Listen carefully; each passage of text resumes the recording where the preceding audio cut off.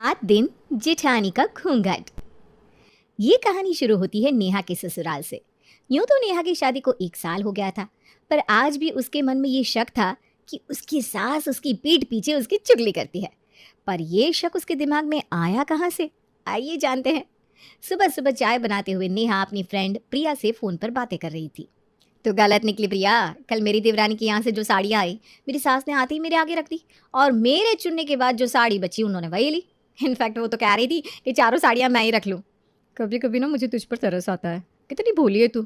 तेरी देवरानी को ज़रूर शक हो गया होगा कि तू उसकी और तेरी सास की बातों पर नज़र रखती है, इसलिए ये सारा ड्रामा उसने तेरी सास के साथ मिलकर रचा है। मतलब मेरी देवरानी भी इसमें मिली हुई है? हे भगवान, कैसे लोग है ये। देख लेना प्रिया, मरने के बाद इनमें से किसी को भी पानी तक नसीब नहीं होगा। जब तक मैं हूँ मैं तो अपना कर्म करूंगी ही, जो बुरा करेगा वो भोगेगा। अच्छा अब फ़ोन रख, वरना इस बात की भी चुगली मेरे पीठ के पीछे की जाएगी। और सभी के लिए नाश्ता लेकर नेहा बाहर जाती है और टेबल पर लगाती है। नाश्ता अच्छा बना है ना मम्मी जी? हाँ बहू, बहुत अच्छा बना है। नहीं मतलब अगर आपको कोई कमी लग रही है ना तो आप मेरे मुंह पर बोल सकती हैं मम्मी जी, मैं बुरा नहीं मानूंगी। अरे पर खाना अगर खराब बना ही नहीं तो मम्मी उसकी बुराई क्यों करेगी नेहा। और वैसे भी तुम इतनी सुबह उठकर सभी के लिए कितने प्यार से नाश्ता बनाती हो। अब उसमें ज़रा सा 19-20 हो भी जाए तो क्या ही फ़र्क पड़ जाएगा।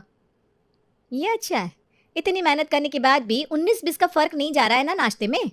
कोई बात नहीं प्रेम, मैंने बुरा नहीं माना।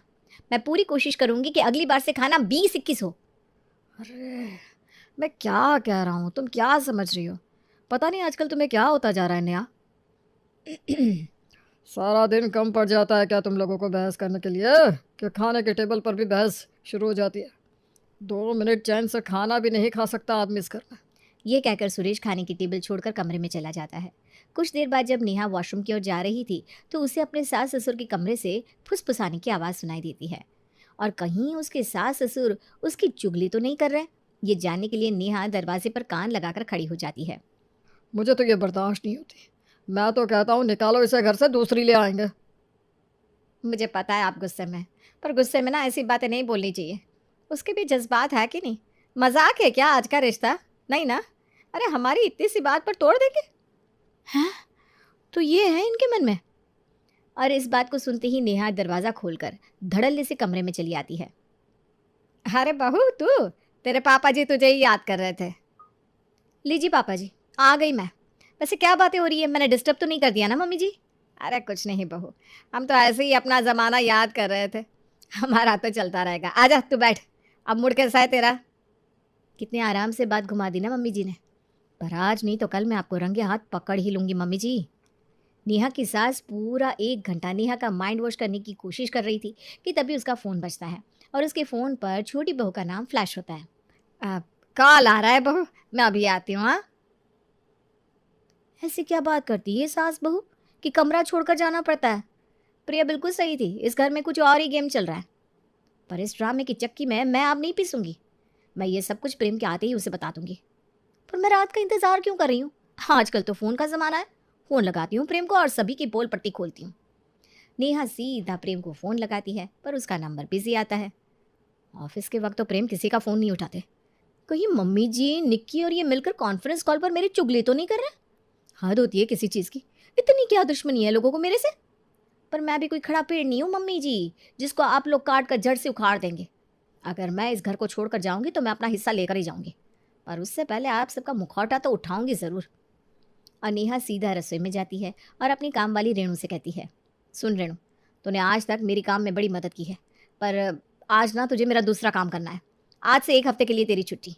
इस 1 हफ्ते के लिए मैं तेरे पैसे नहीं काटूंगी और ये 5,000 रख। और ज़रूरत होगी ना तो और पैसे भी दे दूंगी, लेकिन कहीं जाकर छिप जा, किसी की नज़र में मत आना और अपने कपड़े मुझे दे दे। मैं तो काम वाली है भाई दीदी, मेरे कपड़े लेके क्या करेंगी आप? अरे वो सब तू छोड़ ना, जब तक मैं ना कहूँ किसी की नज़र में मत आना। दोपहर से शाम हो जाती है और शाम से रात। रात को जैसे ही प्रेम घर लौटता है, वो देखता है कि उसकी माँ हॉल में रो रही है और पापा घर में चक्कर काट रहे हैं। क्या हो गया पापा मम्मी, ऐसे रो क्यों रही है? और आप यहाँ से वहाँ चक्कर क्यों काट रहे हैं? सब ठीक तो है ना? अरे सुबह से बहू नहीं मिल रही है। आखिरी बार तेरे ऑफिस जाने के कुछ देर बाद हमने उसे देखा था, फिर पता नहीं कहाँ चली गई। उसके मायके में फ़ोन कर लिया, अगल बगल में पता कर लिया, पर वो कहीं नहीं है। अरे मुझे लगता है कि सुबह की बात से नाराज़ होगी। 24 घंटे के पहले तो पुलिस एफआईआर भी नहीं लिखेगी। हमें सुबह तक का इंतज़ार करना होगा पापा। अगले दिन प्रेम जाकर अपनी पत्नी की गुमशुदा होने की रिपोर्ट लिखवा देता है। 2 दिन और बीत जाते हैं और फिर पड़ोसन बिमला सुषमा के घर आकर उसके कंधे पर हाथ रखकर कहती है, जो होना था वो तो हो गया सुषमा। अब तो मान ना मान, सबने नेहा को मरा हुआ मान लिया है, तो तू भी उसे अलविदा कह दे। तू जानती है ना, कर्ण शादी मनी सभी की तैयारी करवाता है, सुहाग रात की सेज से लेकर स्मशान तक। तो तू ना करण इवेंट मैनेजर को ही बुला ले। तो फिक्र मत कर, तेरे घर के बाहर शोक सभा का इंतज़ाम मैं करवा देती हूँ। ये क्या कह रही हैं आंटी आप? अच्छा, 10-5 हज़ार कम दे देना बेटा, घर की बात है। मैं ना आज शाम को टेंट बनवा देती हूँ। और अगले दिन लग जाती है शोक सभा। मोहल्ले के सभी लोग प्रेम के घर नेहा की याद में आंसू बहाने पहुंच जाते हैं। तभी विमला की नज़र रेणु पर पड़ती है, जो आज घूंघट लिए शोक सभा में शामिल हुई थी। ऐसा क्या करके आई है तू रेणु, जो तुझे मुँह छुपाना पड़ रहा है? शोक सभा में आई हूँ, बाराती थोड़ी ना हूँ चाची, जो चेहरा दिखा दिखा के कमर लचकाऊंगी। ये तो मेरा दुख है। सबसे करीब तो दीदी मेरी ही थी। मैं नहीं मानती उनको कुछ हुआ है, इसलिए मैंने कसम खाई है, अब जब तक दीदी घर वापस नहीं लौटेंगी मैं अपना चेहरा किसी को न दिखाऊंगी। अरे अरे, लगता है इसे गहरा सदमा लगा है। और रेणु के कपड़ों में अपने चेहरे को घूंघट से ढके जरा सी आवाज़ में फेर बदल कर नेहा ये कहकर बच जाती है, ये लोग मेरे मौत पर मातम मना रहे हैं या फिर कोई जश्न। किसी की मौत की बैठक का इंतजाम करने के लिए डेकोरेटर कौन बुलाता है, और ऊपर से यहाँ तो शरबत और समोसे बांटे जा रहे। ये कहाँ से मिठाई ले आया प्रेम तू? तू जानता है ना मैं लाल रसगुल्ले नहीं खाता। छी छी छी छी, बहू के मनी पर ससुर को लाल रसगुल्ले खाने। भगवान, ये देखने के पहले मैं मर क्यों नहीं गई। प्रिया बिल्कुल सही कहती थी, मेरी पीठ पीछे ये लोग ज़रूर मेरी चुगली करते होंगे। अरे भाई, बस 2 दिन तो नहीं आई मैं और इन सब ने मुझे मरा ही मान लिया। मानना पड़ेगा सुषमा बहन, तूने जितने अपनी बेटी की शादी में पैसे लगाए थे और शादी की थी, अपनी बहू के मातम में भी बिल्कुल वैसा ही काम करवाया तूने। बस ड्रेस कोड थोड़ा रखवा लेती तो अच्छा होता, हम सभी ना एक साथ फोटो डालते, वुमेन्स इन वाइट। मेरा करण तो उसके लिए भी तैयार था, पर किसी के हाथ से पैसे ही नहीं छूटे। जितने पैसे उतना काम। मेरा कौन यहाँ रिश्तेदार बैठा है? और नाश्ते पानी के बाद सभी एक एक कर वापस लौटने लगते हैं और कामवाली के भेष में आई नेहा रसोई में जाकर काम में लग जाती है ताकि किसी को शक न हो। मुझे नहीं लगा था मम्मी कि नेहा मुझे इतनी जल्दी छोड़कर चली जाएगी। मेरा तो जी उठा जा रहा है मेरे नेहा के बगैर।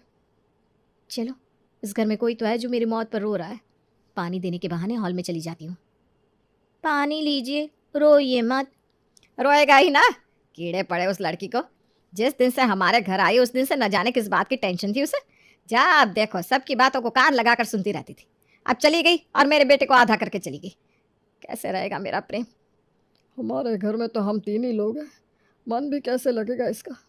मैं तो कहता हूँ छोटी बहू को यहाँ बुला लेते हैं, घर में चहल पहल रहेगी तो इसका भी मन डटा रहेगा।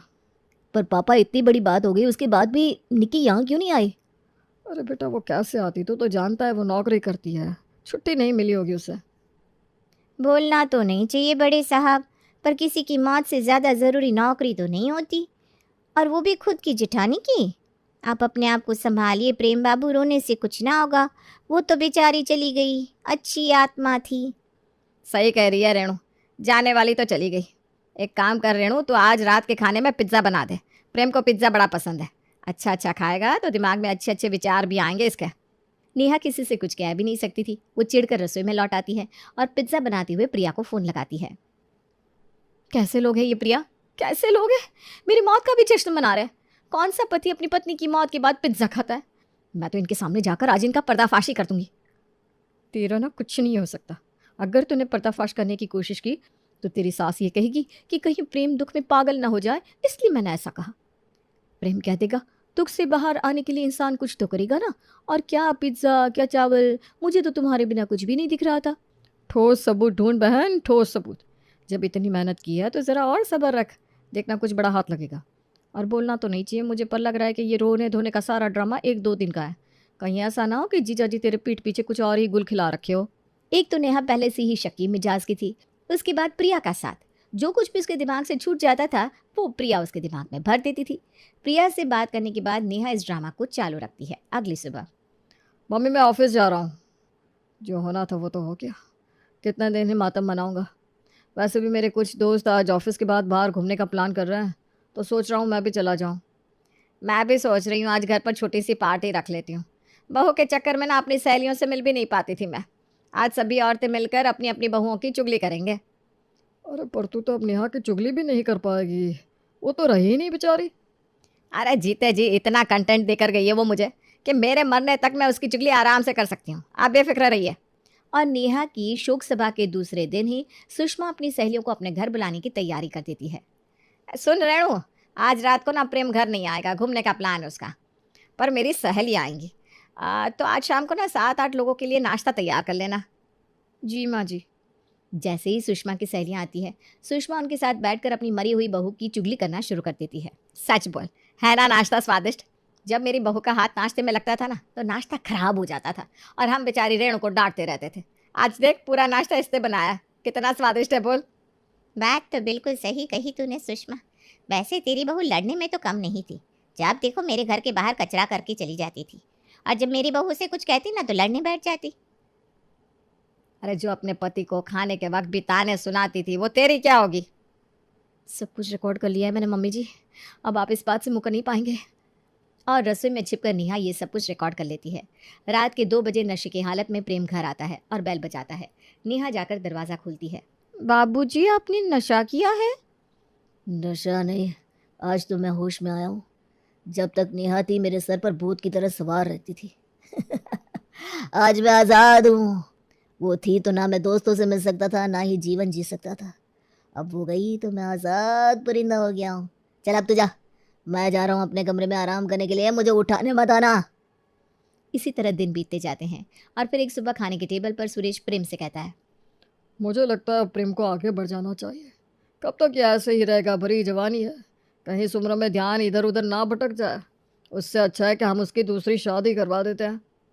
अरे पर लड़की ढूंढने में वक्त तो लगेगा ना, और सभी को पता है कि प्रेम पहले से शादीशुदा था। तुम इतना क्यों सोच रही हो मम्मी? ऐसा कुछ भी नहीं होगा और किसी लड़की को तलाश करने की ज़रूरत भी नहीं पड़ेगी, क्योंकि लड़की हमारे पास ही है, हमारे बीच में है। हैं? हमारे बीच कौन सी लड़की है बेटा? मुझे भी तो ज़रा बता। ये है ना रेणु।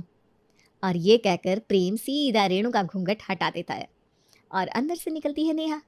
तो ये है तुम्हारी सच्चाई, एक कमवाली तक को तुमने नहीं छोड़ा। मैं तो आप सबको सिर्फ चुगलखोर समझ रही थी, पर आप सब तो उससे भी आगे निकले, निर्दयी, बेशर्म और बेहया सब कुछ। पर अपनी बीवी से शादी करना गलत है क्या? मुझे पहले से ही पता था। मुझे क्या, इनफैक्ट हम सबको पता था कि घूंघट के अंदर और कोई नहीं तुम हो। मम्मी की बातें सुनकर जब तुम रेणु के साथ प्लान बना रही थी ना, तो पापा ने सब कुछ सुन लिया था और हम भी जानबूझकर इस खेल में तुम्हारे साथ जुड़ गए। हाँ नहीं तो क्या बहू, अगर हमें तुम्हारी चुगली करनी होती और हमें तुम इतनी नापसंद होती तो हम तो कब का अपने बेटे के लिए दूसरी बहू ले आते। पर उस दिन पापा कह रहे थे कि हमें उसे बदल देना चाहिए, वो हमारे लायक नहीं है। अरे वो तो मैं रेणु की बात कर रहा था बहू, यही तो बात है। तेरे मन में तेरी सहेली ने इतना कुछ भर रखा है और उसकी सुनी तू आधी अधूरी बात सुनकर खुद ही निर्णय ले लेती है। और निकी से छिपकर आप बात नहीं करती क्या मम्मी जी? जब भी उसका फ़ोन आता है आप उठकर बाहर चली जाती थी। अरे वो तो मैं अब भी करूँगी बहू, क्योंकि कुछ ही दिनों में तेरा जन्मदिन आ रहा है। मैं और निकी मिलकर तेरे लिए बर्थडे का सरप्राइज़ प्लान कर रहे थे। अब सरप्राइज़ तो छुपा कर ही देनी होती है ना, कि बता कर, तू ही बता। और नेहा को समझ में आ जाता है कि वो कितनी गलत थी। इस दिन के बाद से नेहा के मन का शक का बीज हमेशा के लिए खत्म हो जाता है।